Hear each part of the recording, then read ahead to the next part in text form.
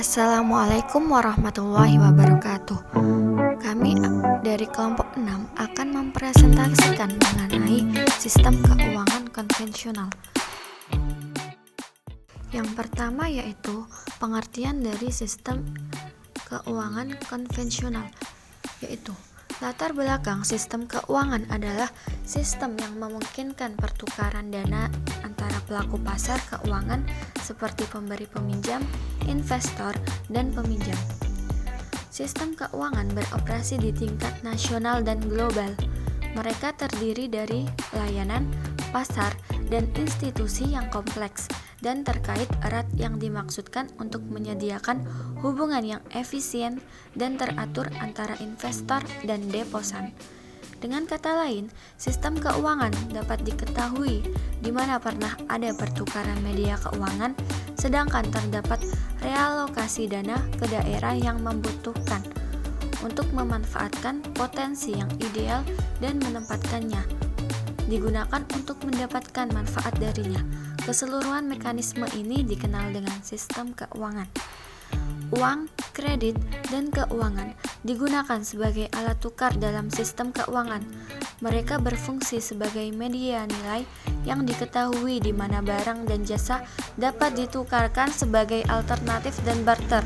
Sebuah sistem keuangan modern mungkin termasuk bank, pasar keuangan, instrumen keuangan, dan jasa keuangan. Sistem keuangan memungkinkan dana untuk dialokasikan, diinvestasikan, atau dipindahkan antara sektor ekonomi.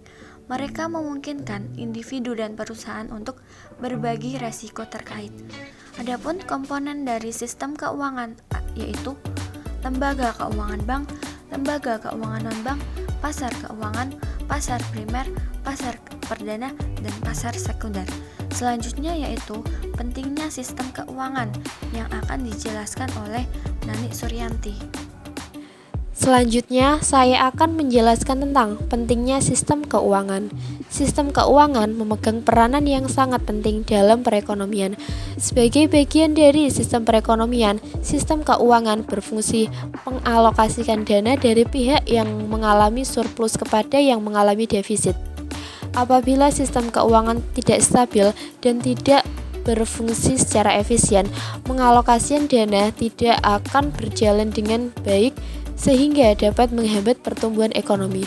Pengalaman menunjukkan sistem keuangan yang tidak stabil, terlebih lagi jika mengakibatkan terjadinya krisis, memerlukan biaya yang sangat tinggi untuk upaya penyelamatannya.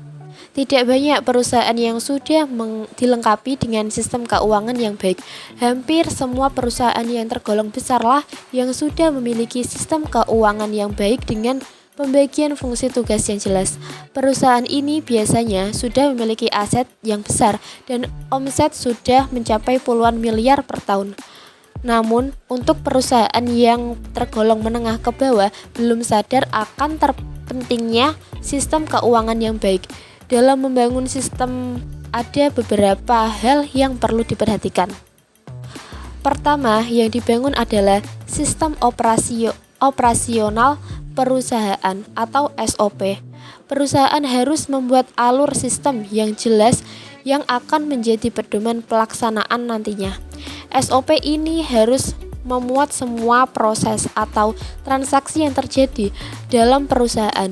Setiap transaksi harus dijabarkan dengan lebih terinci tentang alur proses transaksi sebagai contoh seperti proses penjualan. Yang kedua adalah struktur organisasi. Struktur organisasi adalah penentuan bagaimana pekerjaan dibagi dan dikelompokkan secara formal. Struktur organisasi ini, setiap karyawan ataupun staf memiliki tugas pokoknya masing-masing dan bertanggung jawab terhadap setiap tugas yang sudah dipercayakan. Misalnya saja, terdapat masalah terkait dengan bagian produksinya. Selanjutnya akan disampaikan oleh Reza Emilia Putri. Yang ketiga yaitu fungsi sistem keuangan.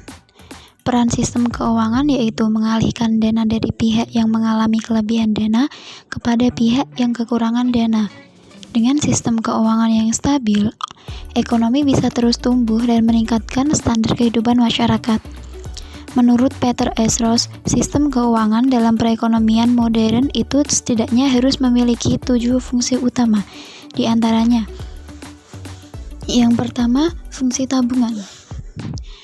Fungsi tabungan pada sistem keuangan ini akan meningkatkan kemungkinan bahwa barang dan jasa bisa diproduksi lebih banyak. Dampak yang paling besarnya yaitu bisa meningkatkan taraf hidup masyarakat, sehingga sistem keuangan negara bisa tetap stabil. Yang kedua, sistem kekayaan. Instrumen yang diperjualbelikan di pasar keuangan juga bisa digunakan untuk menyimpan kekayaan dengan cara menahan aset yang dimiliki. Aset tersebut tidak akan dilakukan sampai benar-benar dibutuhkan untuk dibelanjakan. Fungsi sistem keuangan ini disebut dengan fungsi kekayaan. Yang ketiga yaitu fungsi likuiditas. Kebanyakan yang disimpan di dalam instrumen keuangan juga bisa dikonversikan menjadi kas keuangan ataupun tunai yang memiliki risiko kecil. Kekayaan dalam bentuk uang bisa dibelanjakan kapan saja tanpa perlu dikonversi terlebih dahulu. Tapi, uang yang disimpan di bank akan memberikan keuntungan yang sangat rendah dibandingkan aset yang diperjualbelikan di dalam sistem keuangan. Yang keempat, fungsi kredit. Pasar keuangan juga menyediakan kredit yang digunakan untuk membiayai konsumen dan investasi. Konsumen yang membutuhkan kredit untuk keperluan membeli barang seperti rumah, mobil, dan sebagainya bisa mendapatkannya di pasar seperti bank.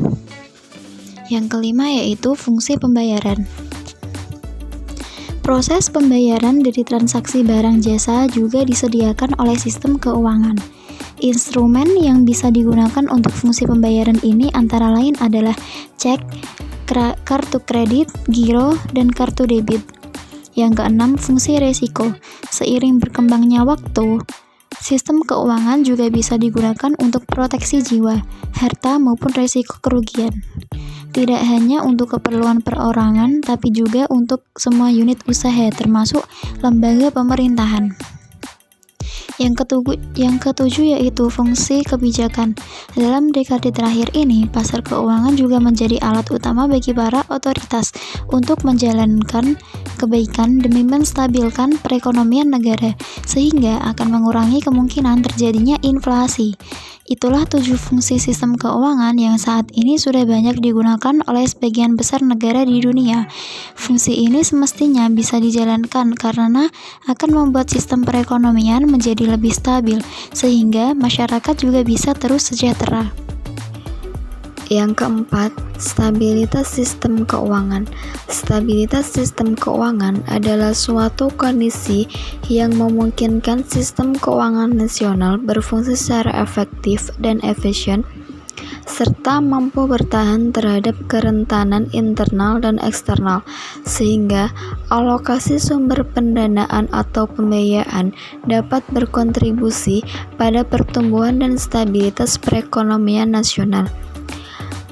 Peraturan Bank Indonesia tanggal 16 November 2014 tentang pengaturan dan pengawasan makroprudensial.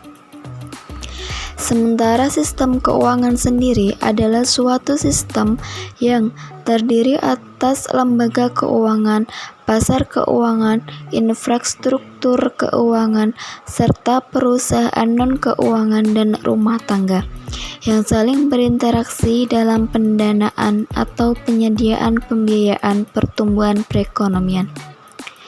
Adapun kebijakan makroprudensial. Kebijakan makroprudensial merupakan kebijakan yang memiliki tujuan untuk memelihara stabilitas sistem keuangan secara keseluruhan melalui pembatasan risiko sistemik. Pendekatan yang digunakan dalam penerapan kebijakan makroprudensial bersifat top-down sehingga mencakup seluruh elemen sistem keuangan. Pengalaman krisis menunjukkan bahwa stabilitas moneter dan mikroprudensial saja tidak cukup untuk mencegah krisis. Mengingat krisis 2008 terjadi di tengah kondisi makroekonomi yang sehat. Adapun juga risiko sistemik. Berdasarkan Peraturan Bank Indonesia tanggal 16 November 2014 tentang pengaturan dan pengawasan makroprudensial, risiko sistemik didefinisikan sebagai potensi instabilitas akibat terjadinya gangguan yang menular pada sebagian atau seluruh sistem keuangan karena interaksi dari faktor ukuran, kompleksitas usaha, keterkaitan antar institusi dan pasar keuangan, serta kecenderungan perilaku yang berlebihan dari pelaku atau institusi keuangan untuk mengikuti siklus perekonomian. Sekian dari kelompok kami. Wassalamualaikum warahmatullahi wabarakatuh.